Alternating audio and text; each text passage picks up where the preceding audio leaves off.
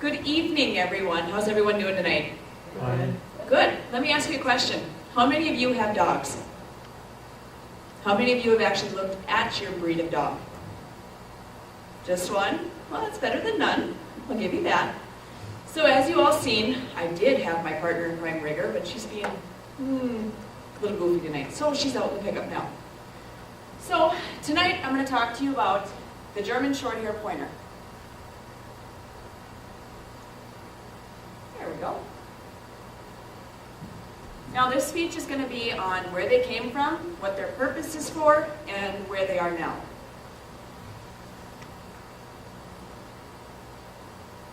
My clicker don't work. Yeah. There we go. Okay, so this is Rigger. I call her my thing one. She is a purebred German Shorthair Pointer. She's registered and she's papered, so her registered name is actually Regan Kimbers Kino. She is 4 years old. She just kind of got out of that puppy stage. She's still a little wild. And she still likes to eat things occasionally.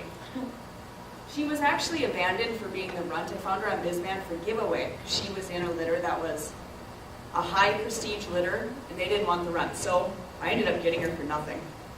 I'm happy with her. Now we'll move on to thing two. Thing two is brand new. She is 9 weeks old, and we named her Kimber. We actually got her for Cooper's 3rd birthday. She is not a purebred. She is a German Shorthair mixed with a Lab Retriever. And she is quite the cuddler. She likes to snore, and she likes to fart. It's kind of dangerous. Now we'll move on to the actual breed. Where did they originate? As the name states, the German Shorthair Pointer is from Germany. And in Germany, they call them the German Kurzhaars, which is German for short hair. Now, the short hair is comprised of 3 main pointers. We have the, the Spanish Pointer, the English Pointer, and the Arkwright Pointer. Now, the very first German Shorthair Pointer entered the pedigree The pedigree database was a dog named Hector I. He was whelped in 1872, and he was all white in liver, much like the English Pointer, which is the second one. Now, when I say liver, I mean kind of a light brown. Sadly enough, they didn't like that color. They didn't like the white in the liver, and they ended up actually drowning a lot of the puppies that came out like that. But what they didn't know that we know now, is that white is a recessive gene, so they couldn't get rid of it.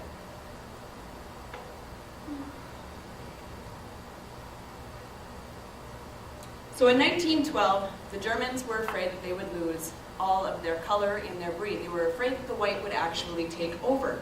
That's when they introduced the Arkwright Pointer, which was the black one on the end.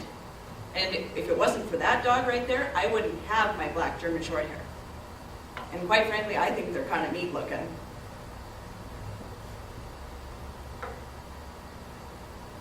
Now, what were they used for? Today, they're used for shed hunting, upland hunting, duck hunting, guard dogs, fur bear. I mean, they're everything. But back in Germany, they were considered the poor man's dog, because about the time that they come about, sort of the Weimaraner. The Weimaraner was considered the royal dog of its time. It was expensive and only owned by royalty. So the German Shorthair kind of fell short. They look the same. If any of you have seen a Weimaraner, they have the same build, except a Weimaraner silver. So they were used mainly on the farm, to catch what needed to be ate. Basically, they were a working dog. They were not a luxury dog. So where are they now? They're still used for hunting. Most of them are family pets.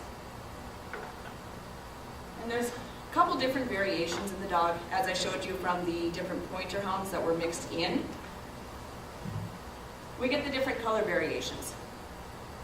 Now, it's kind of hard to see up here, the picture's a little distorted, but we do have the solid liver, which is the brown. We have the black and white, the patch and tick, solid black, and the white roan. The white roan is mainly all white with a very, very light brown in it. So, the German Shorthair, in the end, it does have so many different qualities that make it a great dog. and also a lot of qualities that make it kind of a tough dog to own. They're a very high energy dog. They were bred for stamina and for drive and for hunting. So they tend to be aggressive towards smaller animals, cats, ducks, whatever you got for pets. You got to be careful with that.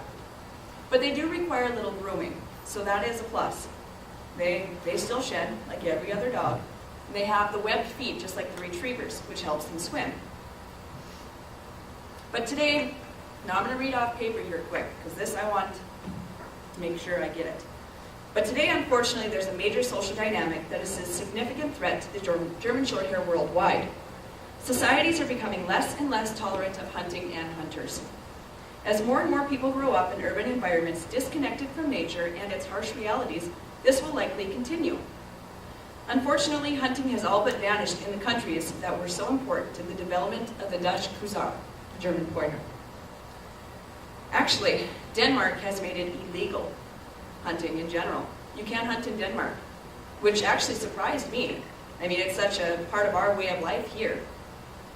So gone are the great kennels of Denmark and their wonderful field dogs.